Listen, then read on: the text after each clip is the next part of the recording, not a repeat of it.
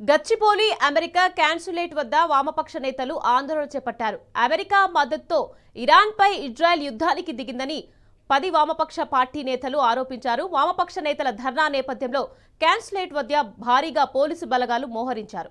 ధర్నా చేసిన సిపిఎం రాష్ట్ర కార్యదర్శి John Wesley, CPIML new democracy నేతలు వేములపల్లి వెంకట్రామయ్య, సాదినేని వెంకటేశ్వరరావు, కె గోవర్ధన్, సిపిఐ రాష్ట్ర నేతలు పస్య పద్మ, పీడబ్ల్యూ నేతలు పి సంధ్య, అనసూయ, ఇఫ్ట్ నేతలు అరుణ, అనురాధ, పీడీఎస్యూ నేత శ్యామ్ ఉన్నారు. వీరిని నార్సింగ్ పోలీస్ స్టేషన్ కు తరలించారు.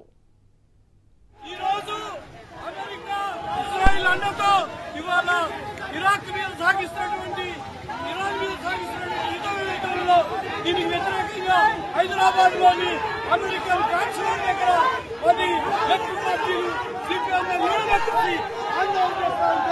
పోలీసులు అక్రమంగా అరెస్ట్ చేస్తున్నారు.